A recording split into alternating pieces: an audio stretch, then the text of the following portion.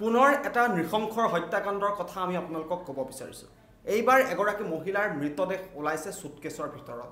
টুকুৰা টুকুৰ কৰি মৃতদেহটো ভৰাই থোৱা হৈছে এটা সুটকেছৰ ভিতৰত আৰু নিজ স্বামীয়ে পত্নীক হত্যা কৰি শৰীৰৰ কেইবাটাও টুকুৰা কৰি এটা সুটকেছৰ ভিতৰত ভৰাই বাথৰুমৰ ভিতৰত থৈ গ'ল সুটকেছটো।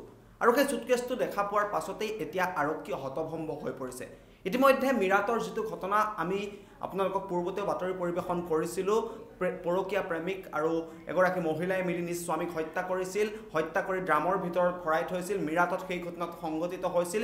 সেই ঘটনাৰ চাঞ্চল্যৰ এতিয়াও মাৰ যোৱা নাই, কিন্তু তাৰ পাছত পুনৰ আন এক ভয়ংকৰ হত্যাকাণ্ডৰ ঘটনা সংঘটিত হৈছে। ৰাজেশ নামৰ এজন ব্যক্তিয়ে নিজ পত্নী গৌৰীক হত্যা কৰি কাটি টুকুৰা টুকুৰ কৰি এটা সুটকেছৰ ভিতৰত ভৰাই পলায়ন কৰিছে। ইতিমধ্যে আৰক্ষীয়ে অভিযুক্ত ৰাকেশক বিচাৰি জেৰা অব্যাহত ৰাখিছে বুলি জানিব পৰা গৈছে। পাৰিবাৰিক কাৰণত এই ঘটনাটো সংঘটিত হোৱা বুলি জানিব পৰা গৈছে। ৰাকেশ আৰু ৰাকেশৰ পত্নীৰ মাজত সঘনাই কাজিয়া হৈছিল।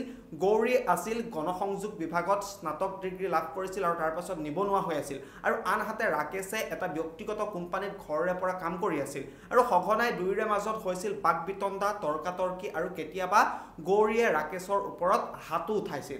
আৰু এনেকুৱা ধৰণৰ কাজিয়াৰ প্ৰতি অতিষ্ঠ হৈ ৰাকেশে নিজ পত্নী গৌৰীক খঙৰ ভমকত হত্যা কৰিলে।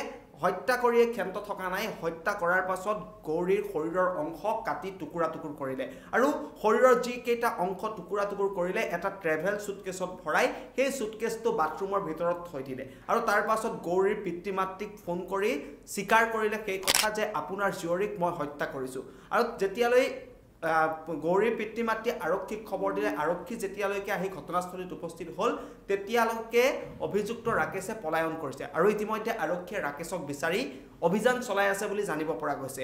আৰু বেংগালুৰুত সংঘটিত হৈছে এই ঘটনা। মহাৰাষ্ট্ৰ আৰক্ষীয়ে ইতিমধ্যে সমগ্ৰ ঘটনা সন্দৰ্ভত জেৰা অব্যাহত ৰাখিছে। বেংগালুৰুৰ এটা প্ৰান্তত নিজ স্বামীয়ে নিজ পত্নীক হত্যা কৰা ঘটনা সংঘটিত হৈছে। শেহতীয়াকৈ আমি দেখি আহিছোঁ পাৰিবাৰিক কণ্ডলৰ ফলত বিভিন্ন প্ৰান্তত হত্যা, হিংসা ইত্যাদি ধৰণৰ ঘটনা আমি দেখি আহিছোঁ। কেতিয়াবা যদি কাজিয়া হয়, কেতিয়াবা মাৰপিট হয়, কেতিয়াবা হত্যাকাণ্ডৰ দৰে ঘটনা, ভয়ংকৰ ঘটনা সংঘটিত হয়। আৰু পুনৰ এইবাৰ বেংগালুৰুত এনে এটা ঘটনা সংঘটিত হৈ গ'ল। ৰাকেশ নামৰ এজন ব্যক্তিয়ে নিজ পত্নী ৩২ বছৰীয়া আছিল মহিলাগৰাকী, গৌৰী নামৰ যিগৰাকী মৃত মহিলা, সেই মহিলাগৰাকীৰ বয়স আছিল ৩২ বছৰ। ৩২ বছৰীয়া মহিলাগৰাকীয়ে ইতিমধ্যে প্ৰাণ হেৰুৱাইছে, নিজ স্বামীৰ হাতত প্ৰাণ হেৰুৱাইছে। আৰু গৌৰীৰ মৃতদেহ উদ্ধাৰ কৰা হৈছে এটা সুটকেছৰ ভিতৰত, ট্ৰেভেল সুটকেছৰ ভিতৰত গৌৰীৰ মৃতদেহ উদ্ধাৰ কৰিছে আৰক্ষীয়ে। কাৰণ স্বামী ৰাকেশে গৌৰীক হত্যা কৰিছিল।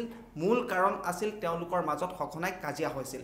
স্থানীয় যিসকল আৱাসী আছে বা ওচৰ চুবুৰীয়া আছে তেওঁলোকৰ ভাষ্য অনুসৰি দুয়োৰে মাজত সঘনাই বাক বিতণ্ডা হৈছিল, তৰ্কাতৰ্কি হৈছিল, কাজিয়া হৈছিল। আৰু সেই কাজিয়াৰ ফলশ্ৰুতিতেই গৌৰীক হত্যা কৰিলে ৰাকেশে। ৰাকেশে হত্যা কৰাৰ পাছত গৌৰীক কেইবা টুকুৰা কৰিছে, গৌৰীৰ মৃতদেহৰ টুকুৰা কৰিছে।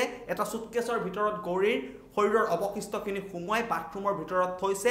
তাৰ পাছত গৌৰীৰ পিতৃ মাতৃ অৰ্থাৎ ৰাকেশে নিজৰ শহুৰ শাহুৰেকলৈ ফোন কৰি কৈছে যে আপোনাৰ জীয়ৰীক মই হত্যা কৰিছোঁ। আৰু তাৰ পাছত আৰক্ষীক খবৰ দিলে, মহাৰাষ্ট্ৰ আৰক্ষীক গৌৰীৰ পিতৃ মাতৃয়ে খবৰ দিলে।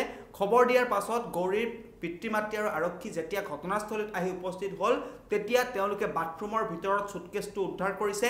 সুটকেছটো খুলি থোৱাৰ পাছত গৌৰীৰ মৃতদেহ চিহ্ন আচলতে গৌৰীৰ মৃতদেহৰ যিসমূহ ছিন্ন ভিন্ন যিসমূহ টুকুৰা আছে সেই টুকুৰাসমূহ উদ্ধাৰ কৰিছে।